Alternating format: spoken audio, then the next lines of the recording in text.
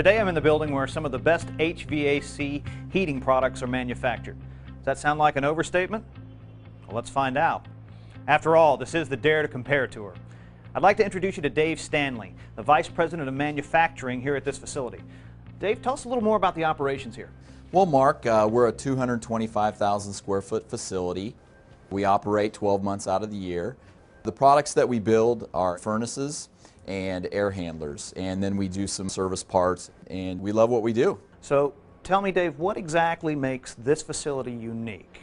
Well, we like to think we have a combination of things that make us unique. We have a heavy focus on metrics here. We manage by metrics, and we basically know exactly where each and every measurement that we need to keep track of is in our plant. We have a strong focus on our employees with safety. We have a strong attention to quality, cost, and delivery. We make sure that our employees understand the value of our customers and what making a great product means each and every time it goes out the door. Great. So what's the first thing you want to show us today?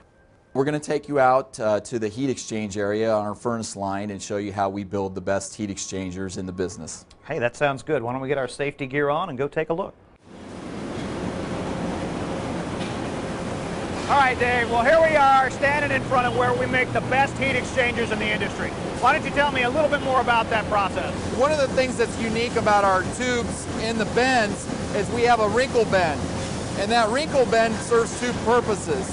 It allows us to keep the integrity of the wall thickness on the inside and the outside. When you put that wrinkle on the inside, then you don't have that weak spot on the outside when you bend it around. Correct. The wall thickness is the same throughout the tube, even though it's bent. The other thing that wrinkle bend does is that it helps with our turbulence inside with the gases, which promotes heat exchange. There's no weld joints or no brazing on these tubes at all. Basically, everything is pressure fit together. We swedge fit the tubes to our inner fronts, and the two tubes, when they're fused together, that's with the pressure fit as well. The other thing to add with our heat exchanger is that every one of them, before it hits the assembly line, is pressure decay checked. So we pressure test every heat exchanger to make sure that it's leak free. Our heat exchangers do not fail. They last virtually forever. Hey, that sounds really good. Why don't we go take a look now at the indoor coil operations? Let's do it. All right, Dave, here we are at the coil testing area you were telling me about, so why don't you tell me a little bit more about what goes on here?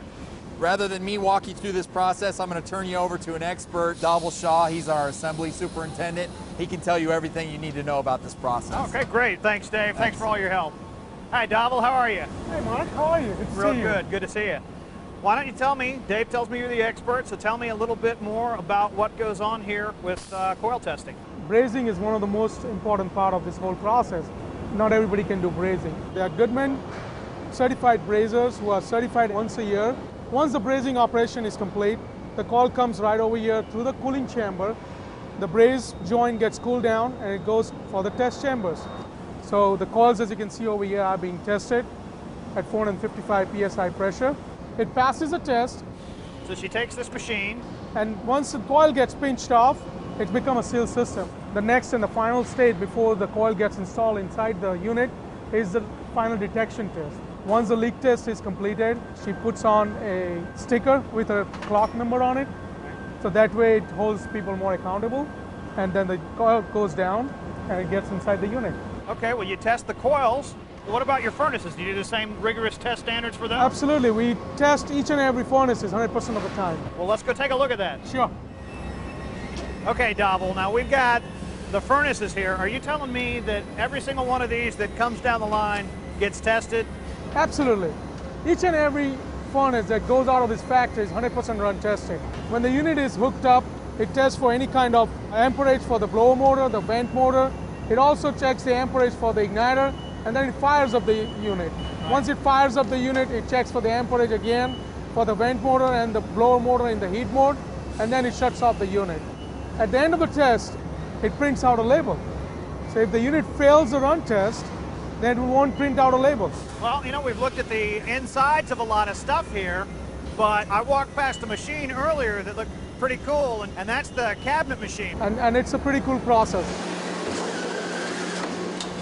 All right, Dave, here we are at the cabinet bending machine. Why don't you tell me a little bit about it? Well, basically this whole machine here will produce an entire furnace wrapper for us. We call them cabinets or wrappers. We start with a flat piece of steel that's been notched and pierced in our sheet metal department on one press, and we load those pieces of metal into the machine, and they make their way down the automated stations. The flanges are put on them, various folds and such, and then the flat piece of steel is brought up into a U-bend that makes the three sides of the cabinet, and then we put our blower deck in and our bottom tie, which you can see right behind us right here.